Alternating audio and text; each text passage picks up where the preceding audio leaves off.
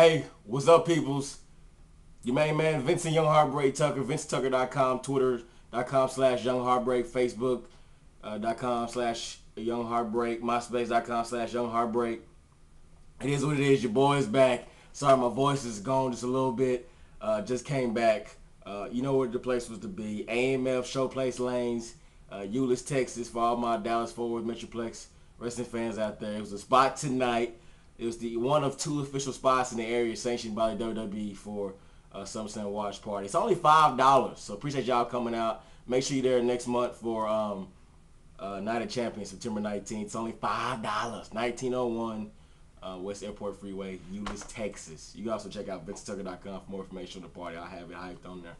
Oh man, but like I said, yours truly just came back from the party, and it was crazy. Good seeing people out there. Shout out to Spaceship Oasis. He came through for the first time. Some other people. So, but let's break down the pay-per-view real quick because this is, my, WWE SmackDown recap. All right, so the night opened up with, to me, a compelling contest.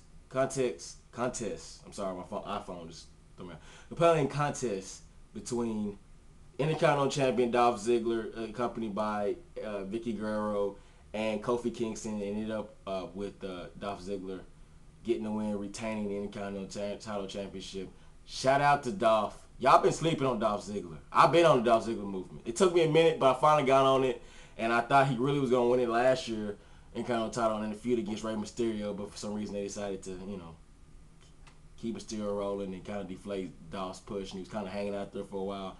But since he's gotten with Vicky Guerrero, his career has been on the up and up. So definitely shout out to Dolph. Great match. Dolph Ziggler won that one, put away Kofi Kingston.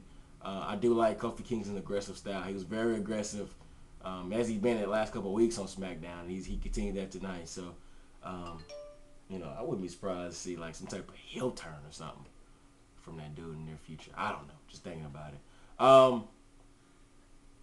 The next match was the Divas Championship match, the Raw Divas. Champion Alicia Fox versus the returning Melina, who we saw come back, was it this past week, I believe? I had a feeling, at first, I definitely want Alicia Fox to win, because Alicia Fox needed, like, that defining win to keep her character rolling. But as I looked at it, Melina came out. She had the special entrance. And normally, if you got a special entrance at a pay-per-view like SummerSlam, you had the nice little costume, you pretty much are going to win, right? And I had to think about it. Even as Alicia Fox came out, she still didn't get no heat. And that's been the only problem with Alicia Fox. Wrestling's still a little sloppy, still a little green. But the main issue is she doesn't get any heat. So, WWE did what they needed to do, and that was go ahead and put the belt on Melina. Melina won, and then Lay Cool came out. I hate to say this, but WWE's version of the Teenage Beautiful People.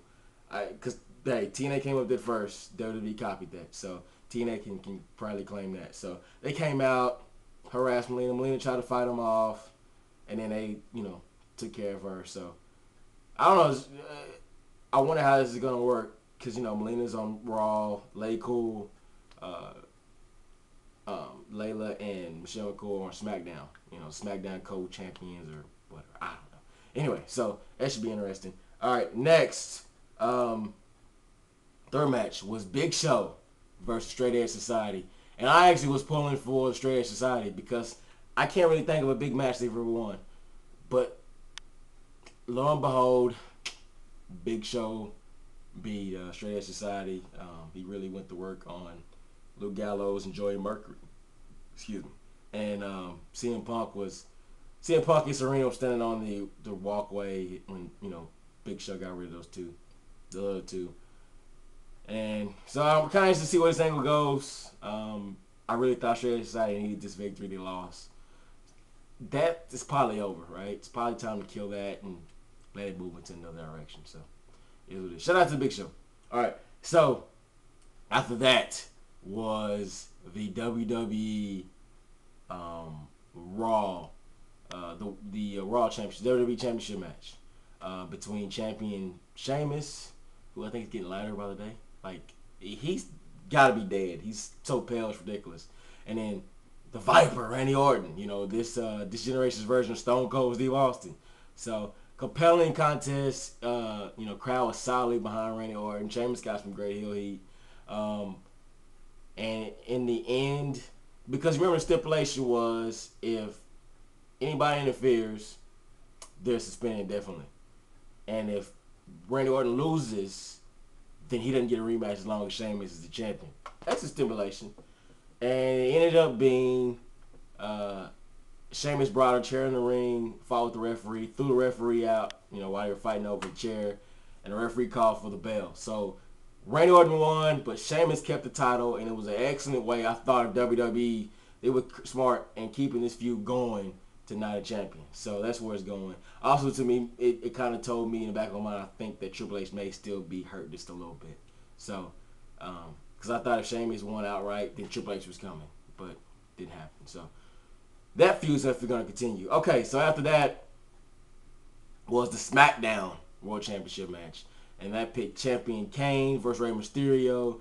And we know where this all started back a couple months ago when Undertaker got injured in a match. Well, really got injured in a match by Rey Mysterio. But storyline purposes, he was put into a vegetative state by someone. And, you know, Kane's been on this whole chase to find out who the person is. They put him out. You know, he's defending his brother's honor.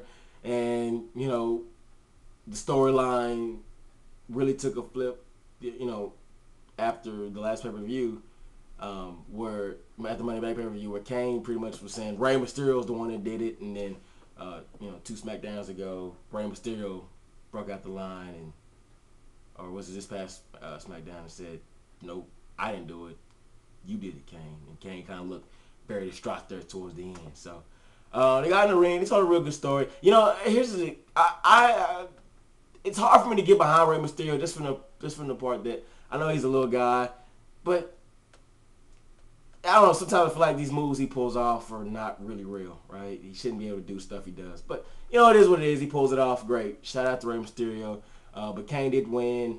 Taker did show up in the end. We thought Taker was gonna beat up Mysterio, and he turned around and went after Kane. And, wow, and test of strength, Kane actually did quick work of Taker and took him out.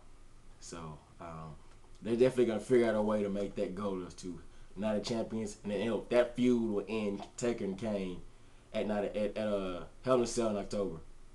I'm calling that one right now, and then Taker win the title. So, all right, after that, my boys, yeah, baby, Nexus, led by Wade Barrett, came out, and then Team WWE came out minus one member. Miz was, you know, cocky as ever, was coming to you know, say he was, you know, number 7. He was ready to take his rightful place. And Cena said, Miz, you took too long to make a decision. You were way too arrogant about it. I actually added a 7th member. And his name is Daniel Bryan. That's right. Daniel Bryan made a return to WWE. He's released on June 11th. He made it back way before his 90-day clause, which, hey, yours truly called that. I called that. I said he will not serve his full 90 days. He'll be back similar to Matt Hardy. So Bryan Danielson came back. He was on fire. You know, took out a couple people. I thought this match was really compelling. Really was. And a lot of us at AMF was waiting for this John Cena heel turn. I kept hearing it everywhere, online, everywhere. Talk to John Cena's going to turn. John Cena's going to turn. And he couldn't get in the match. And then he was getting beat up. And we just really thought it was going to happen. But what happened is, you know, got the last 2 wrestlers, Justin Gabriel, Wade Barrett versus Cena, and Bryan Danielson, and Miz came out, cost Bryan Danielson, which will set up a feud, which Danielson will beat him for the US title. And then Cena, you know, got beat up some more, and then he pulled off the little Super Cena moves and won, and Cena fans so happy. I'm kind of interested to see where Nexus goes after this. I think they might have killed the angle, but, you know, they might figure out a way to bring it back. It has been part of the reason why WWE's getting ratings, so I don't know. But that's my SmackDown recap. That's my SummerSlam recap. I thought it was a well pay-per-view. I rated a B+. I thought he did a real good job. You know, no Triple H return, no Cena heel turn, but, you know, overall great pay-per-view. So, I'd like to hear your thoughts. Subscribe to the YouTube channel. Leave comments. You know what it is. This is Vincent Heartbreak Tucker, and this was my WWE SmackDown. I'm sorry, WWE Super Slam pay-per-view recap. Stay tuned. Vincent Heartbreak Tucker.